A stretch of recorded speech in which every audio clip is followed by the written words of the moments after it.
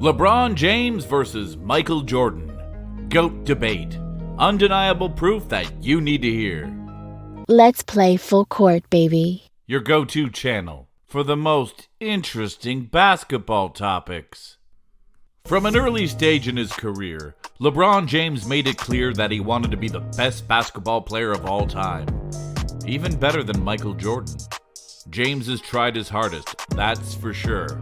For some, James has already arrived at his goal of lasting greatness. But for others, they are absolutely positive that Jordan is still the best of all time. But hey, before you guys want to argue anything in the comments, please watch the whole thing. Okay, so with the release of MJ's The Last Dance documentary, this has become more of a hot topic than ever. I'm a great fan of both and admire their greatness heavily, especially with their accomplishments in the basketball world. I'm neither a quote-unquote Bronsexual nor a super Jordan fan. We could say around 90% of basketball fans will rank MJ and LeBron as their top two greatest players of all time. If you agree that these two are the best players to ever play the game of basketball and are competing for the GOAT status, then you are not alone. How did you decide that they are better than other all-time greats? Any list of the greatest basketball players of all time would almost certainly include Kareem, Magic, Duncan, Kobe, Shaq, Larry, Wilt, Russell, and Hakeem. Those 9 names I mentioned will mostly not even be considered in the same tier as MJ and Bron. For a long time, Michael Jordan was LeBron's #1 hero. He dressed like him, walked around in his shoes, and mimicked his playing technique. He entered the league and donned the number 23 as some fans deemed LeBron was the chosen one. We'll begin with a brief look at how the two players stack up statistically. It's true that numbers can't give you the whole picture, but they're still crucial when trying to differentiate between the two. Michael Jordan career averages. Michael Jordan played 15 seasons for the Bulls and Wizards. He averaged 30.1 points, 6.2 rebounds, 5.3 assists, 2.3 steals, 0.8 blocks per game, shooting close to 50%. And with a 32.7% career average in 3 points and 83.5% in charity stripes, all in that for 1,072 regular season games. LeBron James career averages. LeBron James has played 20 seasons for the Cavaliers and Heat and still playing for the Lakers. He has averaged 27.1 points, 7.5 rebounds, 7.4 assists, 1.6 steals, 0.8 blocks per game, shooting 50.5% field goal percentage, and has a career average in 3 points with a 34.5% average, while having 73.4% in charity stripes in 1,370 regular season games. Statistically, James is doing better than Jordan, and will have better numbers when it's all said and done. James currently has more career points, rebounds, assists, and blocks than Jordan. The only category where Jordan is ahead of James right now is in steals, but James isn't too far off behind him and could beat him by the time James retires. Since James still has a few years of basketball left, his stats will continue to get better and put him further ahead of Jordan. Many people think that stats are just as important as championships because they show how each athlete did on their own. So James will have the edge in this category. Championships. And now we get to the main point. The championships are already in the back pockets of Jordan fans. Michael Jordan finished the NBA Finals with a 6-0 record and never faced a situation in which he needed to play a Game 7 to win the series. LeBron James has made it to the NBA Finals 10 times, going 4-6. In spite of his disappointing Finals records, James has dominated the Eastern Conference for over a decade with the Cavaliers and the Heat. At the moment, Jordan is ahead of the pack in this respect. When comparing Jordan and James, the number of titles each player has won is almost always brought up as the deciding factor. For many, this solidifies Jordan's status as the greatest of all time. As opposed to James's 4 titles, Jordan has won a whopping 6 championships, whereas James has a finals record of 4-6. Jordan has a perfect 6-0 record. Many fans favor Jordan over James only based on James's poor track record in the NBA Finals. Now the question is, if James wins 2 more titles before he retires, will this solidify his status as the greatest player of all time? A lot of people are on the fence about this because they don't know what James's overall record in the finals would be. But if he wins as many championships as Jordan, it will be hard to argue that he isn't the best of all time. Even James's record in the playoffs comes up when people talk about who is the best. At the end of the day, this stat will really decide who is the best of all time, which is why it's so important for James to win a few more championships and improve his playoffs and finals records. Awards. As far as NBA awards go, both men have incredible collection to their names. Jordan has won 5 regular season MVPs to James's 4, and both players have won finals MVP honors in each of their respective championship seasons, with Jordan at 6 and James at 4. The other awards are different from one category to the next.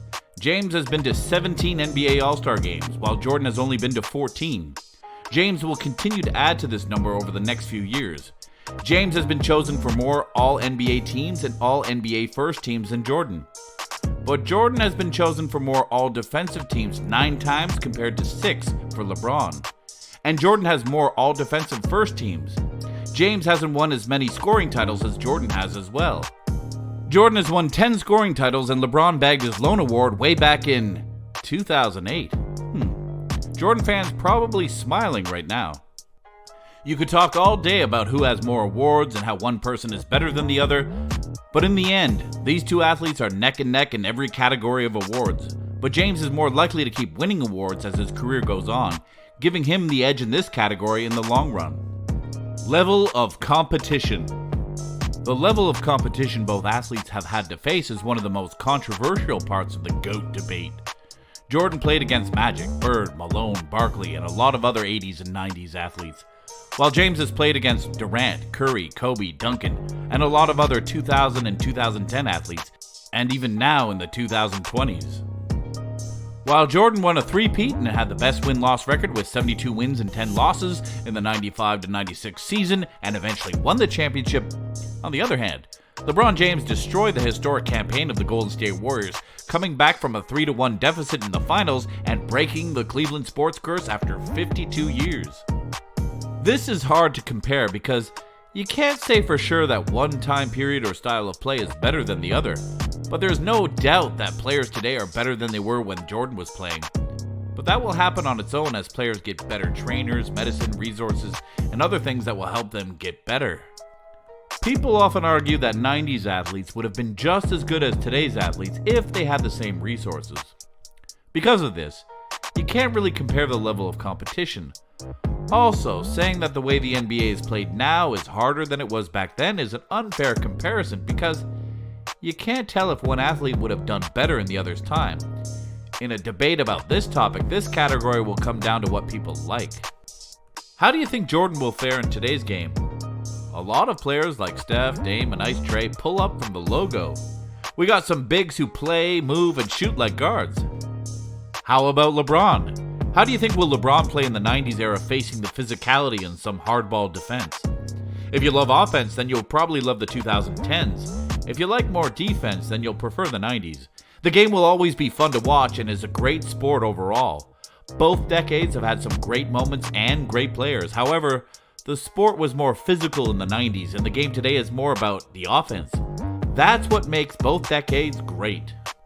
Influence outside of basketball.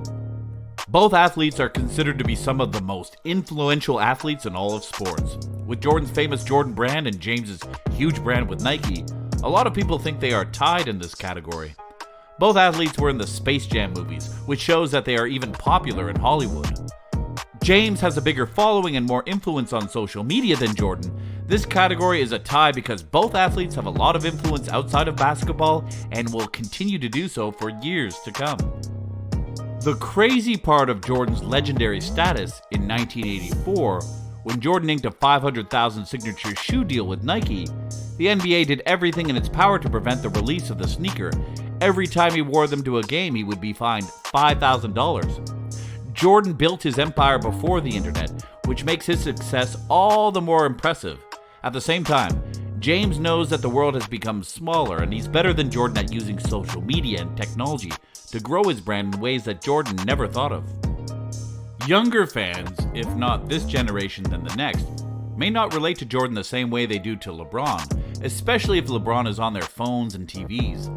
At some point, MJ will become the guy whose logo is on their pair of shoes, and it's possible that some very young fans won't even know Jordan ever played. James has been in the spotlight for quite some time, and as a result, he has learned to seamlessly sidestep both praise and criticism. He is not afraid to address sensitive political and social problems, such as racism and police brutality on his social media accounts and in interviews. As could be expected, James has taken some heat for what some may consider outspoken views, after he publicly disagreed with Donald Trump and talked about the challenges he's had being a black public person in the United States. In 2018, Fox News anchor Laura Ingraham insulted his IQ and instructed him to shut up and dribble.